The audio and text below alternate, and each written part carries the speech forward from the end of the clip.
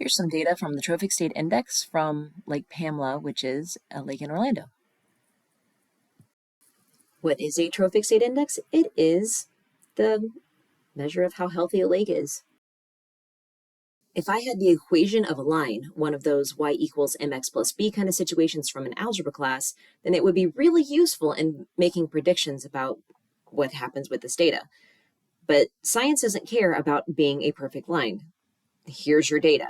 You can kind of see where the line would be. We could probably find it. And here's the interesting thing. We can use statistics to find the line, that y equals mx plus b kind of equation, which we're going to call a model. And that's going to help us make predictions. Let me pull back the curtain and reveal what the equation of the line would be that would be that line of best fit. This would be our mathematical model. Now, statistics can help us find that line of best fit, the equation of that line of best fit. We often call this our linear regression.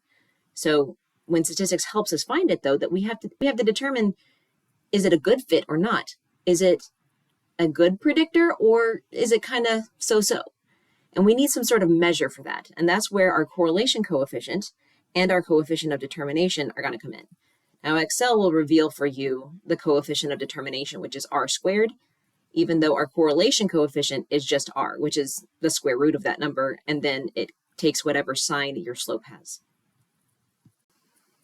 So the question that was asked that inspired this conversation is, why does r need to be between -1 and 1? And I will get to that. There's a really good reason for that. But also, I want to talk about what happens when you square r. So r is your correlation coefficient, but when you square it, you get a coefficient of determination, so your r squared. And this has to be a number between 0 and 1. And we describe this as the proportion of variance explained. How well does your x explain y?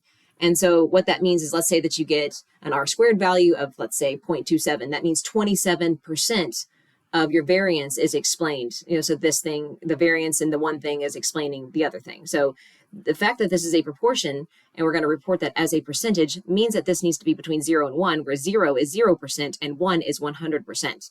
So it has to be a number between 0 and 1 so that we can tell you what percentage it is. Now, the only way that you can square something and get an answer that's between 0 and 1 is if the thing that you're squaring is between -1 and 1.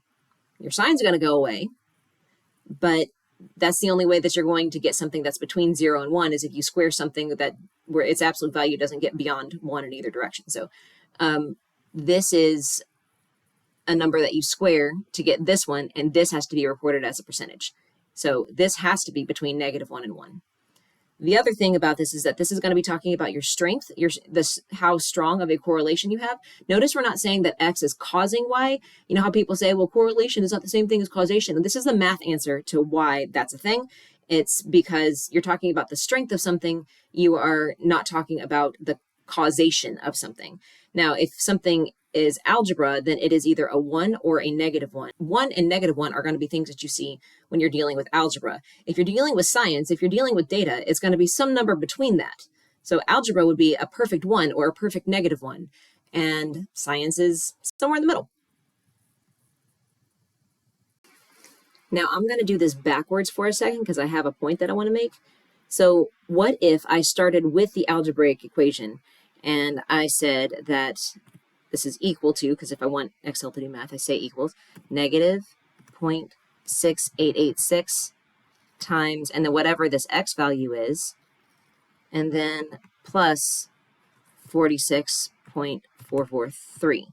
Now we know from algebra, we love a y equals mx plus b. We just have an input-output situation. And then if I drop all those down, I have this, so this is clearly going to be my equation. But you see how when it came from algebra, then let me get rid of these unnecessary things right here. When it comes from algebra, you see how my correlation coefficient down here is in fact a -1 because it has to match that sign, so it's a -1. And then my coefficient of determination is exactly 1. Like, algebra is clean. Algebra has all of those, it's exactly perfect kind of properties. Science doesn't care. But if it were algebra, then your correlation coefficient and your coefficient of determination would say, it is a perfect match. -1 for your correlation coefficient. That's an indirect correlation. And a coefficient of coefficient determination is exactly 1 because it's algebra, because it's perfect. And in the spirit of going backwards, let's go back and put some imperfection into it because that's what science does. Okay, so this came from algebra. This came from an equation, algebra stuff that we calculated. What if we go back to what the actual data value was? So this was 45.2. And you see how it just kind of, a little bit just kind of moved? And this isn't quite so perfect anymore. And then what about this one right here? This one was actually 44.6. Okay, see it moving around a little bit? Seeing these kind of move and wiggle around? And this one was 47.1. This one was 37.6. So these are actual data values that were calculated, measured, so they went and assessed the trophic state index of that lake at that certain time. They're not coming from algebra. We're getting the algebra from these data values. This one was 41. And then this one is 42.5. And now they're all back in the right spaces. Now recall that both ways I had this equation. One of them was I started with the algebra and fit them into it, and the other one I started from the data points and went backwards to the algebra, and that's what statistics will do to you. And then, well, not do to you, it will do for you. And then we get an R squared value that says that 56%,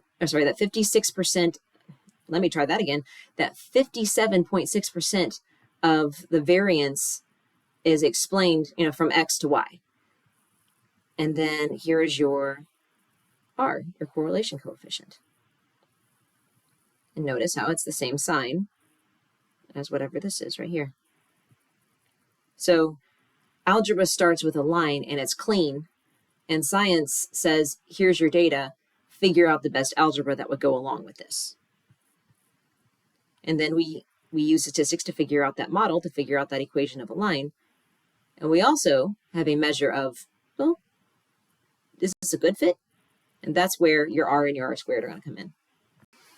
Now, one tiny last bit of pulling back the curtain is right here. You see how this is what we learned in class.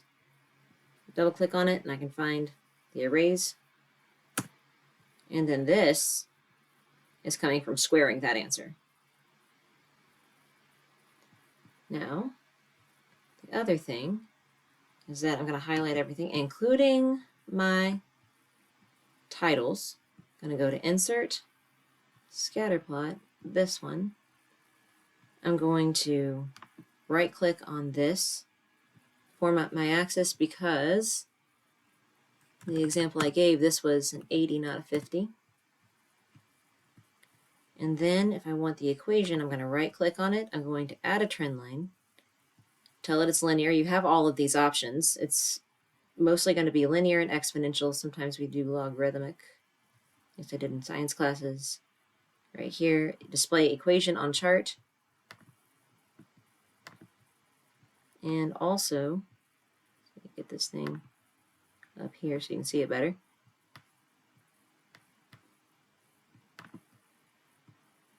And then also, whoops, need to get more stuff on there. Display equation on chart. Also, R squared value. Now I am lazy. It does not give me the R value without doing something like this, without doing that. The lazy way that I normally do it is I take the square root of whatever my R squared is, because it'll display that on screen, and then I just tell it to assign the same sign as whatever my slope is, because it will have to have the same sign as your slope. Because that's the whole direct indirect business.